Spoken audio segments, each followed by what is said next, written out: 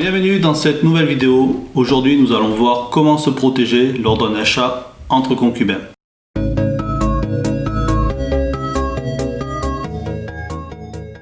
Bonjour, je suis Sébastien Serre, consultant en immobilier et je vous accompagne dans votre projet de vie. Avant de commencer cette vidéo, n'oubliez pas de vous abonner, de cliquer sur la petite cloche et de mettre un petit pouce vers le haut pour soutenir la chaîne. Aujourd'hui, nous sommes en compagnie d'Elodie, notaire à Bordeaux, et nous allons voir ensemble comment on peut se protéger lorsqu'on fait un achat entre concubins. Bonjour Elodie. Bonjour Sébastien. Donc comment on peut se protéger quand on est concubin et lorsqu'on fait un achat immobilier? Alors, avant toute chose, avant d'envisager l'acquisition, le premier réflexe est aussi d'aller voir un notaire pour pouvoir envisager cette protection ensemble. En effet, deux concubins, malheureusement, ne sont absolument pas du tout reconnus en droit français. C'est comme si ils vivaient dans le péché. D'accord. Alors, quels sont les moyens qu'on peut mettre en place? Alors, les moyens qu'on peut mettre en place, c'est de donner une reconnaissance au couple, que ce soit en matière juridique, fiscale. Et ce qui est très intéressant est d'utiliser l'outil qui nous est mis à notre disposition, un pacte civil de solidarité, qui permet déjà de reconnaître une existence juridique du couple et de permettre de mettre en place des protections en cas de séparation de ce couple, mais aussi en cas de décès. Oui, ce qui est très important. Alors, comment on fait ce pacte? Ce pacte peut être mis en place de deux façons différentes. Soit vous passez par l'intermédiaire d'un notaire qui vous indiquera donc toute la marche à suivre et se chargera de faire la régularisation de ce contrat et les démarches d'enregistrement vis-à-vis de la mairie.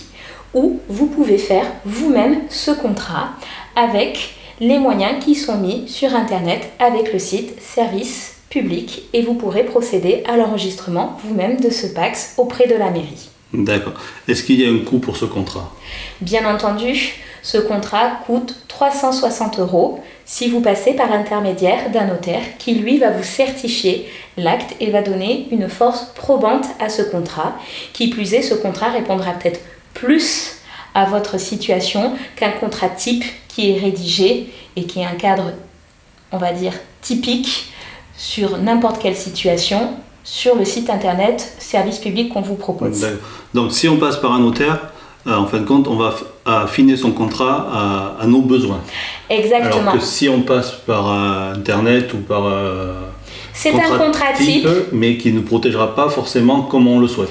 Exactement. Qui plus est, ce contrat, il y a plusieurs types de régimes qui peuvent être mis en place.